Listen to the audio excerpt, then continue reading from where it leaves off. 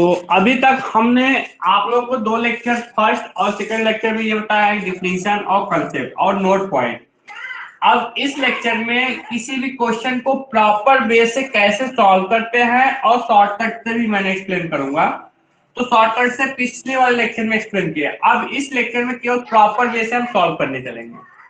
तो हमें आपको जो सेकंड लेक्चर में स्टार्टिंग में मैंने बताया है कि अगर वो फर्स्ट काइंड का हो और इन्फिनिटी टाइप हो तो इसको कन्वर्ट कैसे करके लिखते हैं। तो हमने आपको जैसे बताया था कि अगर हमारे पास a से इन्फिनिटी fx और dx है तो हम इसको सॉल्व करने के लिए क्या कन्वर्ट करते थे, इसको हम लिखते थे लिमिट, मान लो t टेंडिंग टू इन्फिनिटी, और इसको हम a से t fx dx ये लिखते थे। अब बोले थे इसको सॉल्व कर लेना है, जब इसको सॉल्व कर लेंगे तब इन्फिनिटी रखेंगे। मान लो ये इंटीग्रल है तो इसको हम लिख सकते हैं डायरेक्ट कि limit t tending to infinity 1 से t 1/x dx। अब इसके बाद इसका दूसरा स्टेप, लिमिट तो ऐसे ही रहने दीजिए, t टेंडिंग टू इन्फिनिटी यही रहेगा, इसका इंटीग्रेशन लॉग होता है, t आ गया लॉग ऑफ x 1 से t, यहां पे limit t tending to infinity t रखोगे तो लॉग ऑफ t आएगा, 1 रखोगे तो माइनस लॉग ऑफ 1 आएगा, लॉग 1 की वैल्यू 0। तो यहां क्या बचा, limit t tending to infinity log of t होगा। अब जैसे t को इन्फिनिटी रखोगे तो ये क्या होगा, लॉग ऑफ इन्फिनिटी, और इसकी वैल्यू इन्फिनिटी। इसका मतलब ये कहां गया, राइट हैंड साइड की जो वैल्यू थी वो किस पे चला गया, इन्फिनिटी पे। तो इसका मतलब कि ये जो इंटीग्रल है this implies integral 1 to infinity 1/x dx is divergent and diverge to क्या, प्लस इन्फिनिटी। तो मैंने आप लोग को यही सिखाया था कि इसमें कन्वर्ट करेंगे, जो राइट हैंड साइड की लिमिट आएगी उसी पे डिपेंड करेगा। राइट हैंड साइड की लिमिट कितनी आ गई, इन्फिनिटी, इसका मतलब ये फंक्शन इन्फिनिटी पे डाइवर्ज कर जाएगा। अगर ये फंक्शन पूरा सॉल्व करने पे कोई फाइनाइट वैल्यू आता तो पूरा कन्वर्जेंट की बात आती। अच्छा, किस पे डाइवर्ज कर रहा है, प्लस इन्फिनिटी पे, ये भी पूछा जा सकता है। ठीक है, नोट करिए, इसको सेकंड वाला बताते हैं।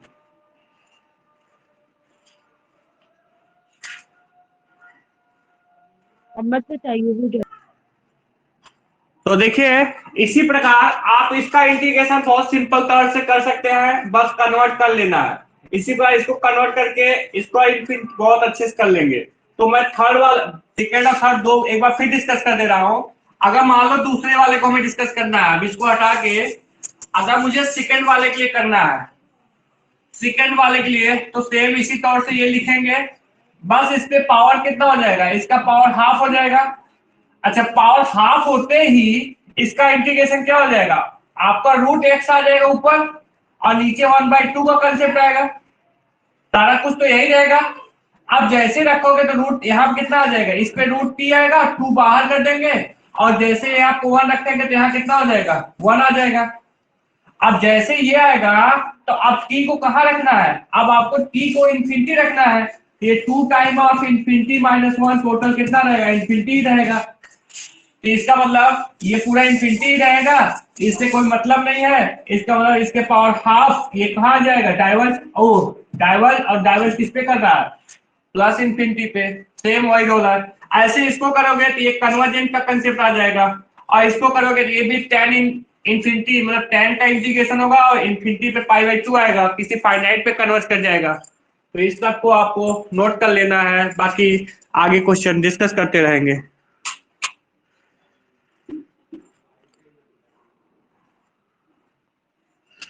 तो देखिए आप कुछ क्वेश्चन और लिखे हैं, जैसे यहाँ पे एक इसके लिए नोट पॉइंट लिख दे रहा हूं।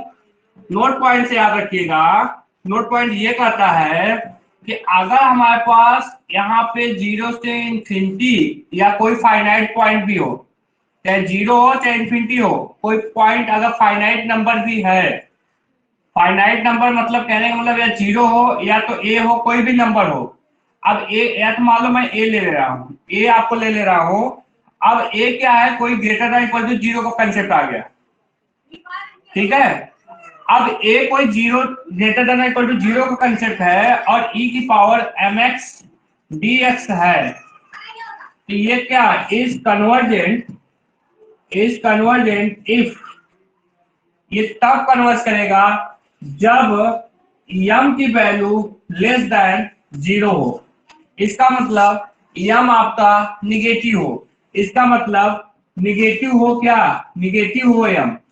और ये दूसरा concept number 2 is divergent if क्या हो कि m की वैल्यू ग्रेटर देन 0 हो, मतलब पॉजिटिव हो। अगर m पॉजिटिव है तो ये डाइवर्स करेगा, अगर m निगेटिव है तो ये कन्वर्ज करेगा। अब बात आती है यहाँ पे, अब यहाँ पे मान लो m मतलब कोई नंबर है, यहाँ माइनस लगा है, यहाँ क्या लगा है माइनस। अब यहाँ पे एक चीज और है, इसके साथ डिफाइन है कि m ग्रेटर देन 0, यहाँ पे एक चीज और डिफाइन है m ग्रेटर देन 0। अब ये क्या हो गया, m कोई नंबर हो गया, यहाँ पे क्या आ रहा है माइनस आ रहा है। अब यहाँ माइनस आ रहा है तो ये क्या होगा इसके अकॉर्डिंग, भाई अगर आपको यहाँ m दिया है तो यहाँ पे आप चाहो तो इसको आप एक तरह से n बना लो, और n बना के यहाँ n बना दो, n यहाँ भी n। ये मैं लिख रहा हूँ कि ये कन्वर्ट करे जब m निगेटिव हो और ये n पॉजिटिव हो। n के स्थान पे क्या रखा गया है इस क्वेश्चन में, n के स्थान पे -m रखा गया, मतलब निगेटिव रखा गया है। अगर निगेटिव रखा गया तो ये कन्वर्ज करेगा, और यहाँ पे रखा गया है पॉजिटिव तो ये डाइवर्स करेगा। तो ये आपका कन्वर्जेंट हो गया, ये आपका डाइवर्जेंट हो गया इस रूल से। तो ये शॉर्ट का है, इसको याद रखना है कि ये कन्वर्ज कर गया और ये डाइवर्स कर गया। बाकी एक्सप्लेन अभी हम करेंगे, सॉल्व इंटीग्रेशन का कंसेप्ट अभी करेंगे। बस ये है कि अगर ये टाइप से है तो ये कन्वर्ज कब करेगा, जब हम क्या गिर गया इसमें, देखिए ये कन्वर्ज कब करेगा जब यम मतलब आपका ये n निगेटिव हो, तो निगेटिव के तौर पे रखा गया है। और ये कन्वर्ज तब डाइवर्स कब करेगा जब ये पॉजिटिव हो, पॉजिटिव तौर पे रखा गया है। ये दो चीजें हमने बता दी है। अब आते हैं और शॉर्टकट तीसरे वाले क्वेश्चन के लिए। इन दोनों के लिए आपको क्लियर करा दिए हैं, अब तीसरे वाले के लिए नोट पॉइंट लिख लिए होंगे, नोट पॉइंट हटा के इसके लिए चलते हैं। इसको आपको शॉर्टकट से ही देखना है, मैं पहले एक बार सबका शॉर्टकट बता के तब एक्सप्लेनेशन बताएंगे। नोट पॉइंट हटा दे रहे हैं हम।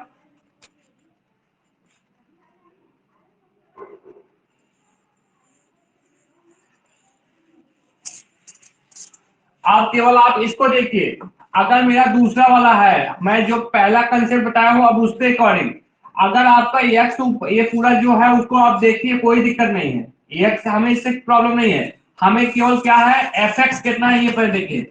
अगर एफ एक्स एक्स अपॉन में एक्स स्क्वायर में कॉमन ले लूं, 1 + 1 अपॉन में एक्स स्क्वायर का कंसेप्ट आएगा, ये कैंसिल करोगे तो यहाँ केवल कितना बचेगा 1/x, और जो भी फंक्शन बचता है उससे में दिक्कत है। तो यहाँ पे ये इंफिनिटी पे डिफाइन है, हमें केवल इतने का देखना है, हमें केवल 1/x का देखना है। मतलब आपको ये देखना है कि ये समझिए कि मैं एक नोट पॉइंट और बता दे रहा हूं रिमार्क से, कि अगर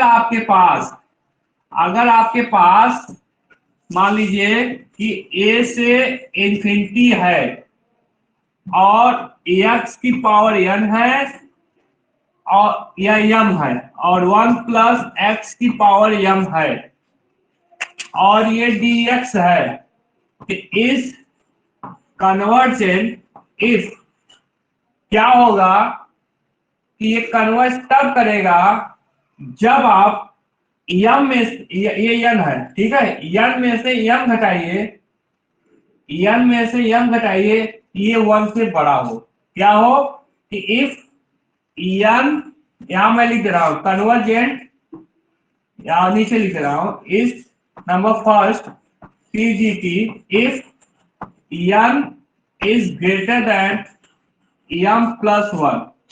इसका मतलब कि n की वैल्यू ऊपर वाले में एक जोड़ने पे बड़ा हो। इसका ये अर्थ है, ये भी कह सकते हो कि n माइनस m 1 से बड़ा, n minus m greater than 1। इसका अर्थ क्या हुआ कि n बड़ा हो किससे, 1 प्लस m से। और दूसरा कंसेप्ट डाइवर्जेंट का रहेगा इफ क्या कि n minus m less than equal to 1। इसका मतलब n जो हो छोटा हो या इक्वल हो 1 प्लस m से। तो इसके अकॉर्डिंग आइए सीधा सीधा ये बस यूज करिए, घटाने उठाने की दिक्कत नहीं है। ये n है, इस m है, इसका पावर 1 है, इसका पावर 2 है। यहाँ पे क्या 2 माइनस 1 क्या होना चाहिए, n माइनस m ऊपर n नीचे, n माइनस m 1 से बड़ा, 2 माइनस 1 क्या हो रहा है 1, ये लेस देन इक्वल टू 1 है। मतलब ये वाला केस लग गया, ये वाला लग गया ना कि n minus m less than equal to 1 हो, लेस देन इक्वल टू 1 है।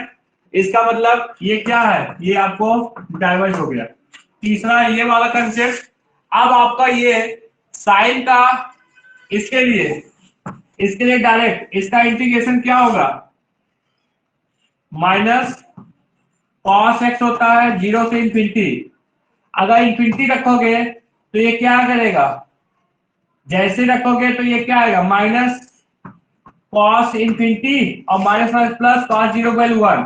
अब ये क्या है, ये तो ऑसिलेटिंग है ना, ऑसिलेटरी, ये पूरा ऑसिलेट करेगा क्योंकि कॉस इंफिनिटी है, 1 और माइनस 1 के अकॉर्डिंग ऑसिलेशन आएगा।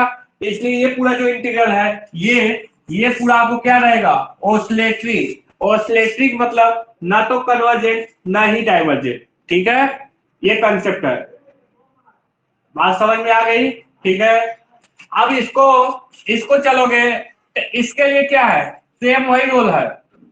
इसका होल पावर कितना है, 3 है। तो इसका मतलब x का, अब यहाँ पे क्या है, x की पावर 0 का कंसेप्ट। इसको करोगे x बाहर लोगे तो x का ये जो होल पावर है तो 1 से कोई प्रॉब्लम है नहीं, तो x की मैक्सिमम पावर कितनी आएगी भाई, कॉमन लोगे 3 आएगी। तो सिर्फ आपको ये ध्यान रखना है कि इसका इस टाइप से है, केवल हमें होल पावर जो है उसको बस x का पावर मानिए। x का पावर कितना है, 3 है। भाई ऑसिलेटरी वाला लिख लिए होंगे आप लोग, समझ में आ गया होगा। अगर नहीं समझ में आएगा अभी दोबारा मैं फिर से सॉल्व करूंगा, वहां बता दूंगा। बस ये ध्यान रखना है कि अगर ये साइन का इंटीग्रेशन कॉस है इंफिनिटी आएगा, ऑसिलेट करेगा, इसलिए ऑसिलेटरी। अगर यहाँ कॉस भी होता तो यहाँ साइन आता तब भी ऑसिलेटरी होता। तो ऑसिलेटरी का मतलब ना तो कन्वर्ज करे ना ही डाइवर्ज करे। ये कंसेप्ट इसके लिए था। अगर इसका चलोगे, इसका पावर इसके लिए क्या है, होल पावर भी है। भाई होल पावर से में कोई प्रॉब्लम नहीं है। भाई हमें क्या है कि a से इंफिनिटी 1 अपॉन सम x प्लस c का कंसेप्ट पावर n है, बस ये ध्यान रखिए। तो a से कोई प्रॉब्लम है नहीं यहाँ पे। अगर इस टाइप से है भाई, यहाँ पे अगर इस टाइप से है तो यहाँ पे 0 धन ये, अब ये कोई पॉइंट हो गया, अब इस पे 0 से कोई मतलब है नहीं। तो अब ये कन्वर्ज करेगा जब 1 इससे बड़ा हो, और ये डाइवर्स करेगा जब n की value less than equal to 1 हो। तो आपको यहाँ पावर कितना है कि यहाँ n बराबर कितना है, 3 है, ग्रेटर देन 1 है, इसलिए क्या रहेगा, ये कन्वर्जेंट रहेगा। और नंबर 4 में आइए, मैक्सिमम। अब इससे कोई मतलब नहीं है, इससे आपको कोई मतलब नहीं है क्योंकि 0 रखने पे ये 0 नहीं होगा, बस है इसी टाइप से। तो इसका होल पावर कितना है, इसका होल पावर कितना है, 2 है। तो ये भी क्या रहेगा, इसके लिए भी अगर आप देखोगे तो n की वैल्यू कितनी है, 2 है, ग्रेटर देन 1 है, ये भी क्या रहेगा, CGP रहेगा। यहाँ पे आओगे, ये क्या है, इस जो अभी एक रूल बताए थे, n की वैल्यू पॉजिटिव है तो ये क्या रहेगा, डाइवर्ज रहेगा। तो कन्वर्स और डाइवर्स शॉर्टकट में मैंने एक्सप्लेन एक बार रफली कर दिए हैं। अब इसका एक्सप्लेनेशन सॉल्व करके करना है तो बता दे रहे हैं।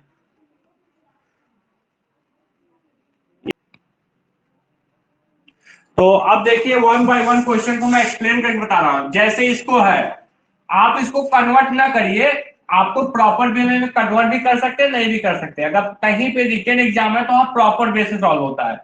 प्रॉपर वे इसका यही कहता है कि इस लिमिट इंफिनिटी को t मानिए और इसको 0 से t e की पावर 2x dx लगाइए।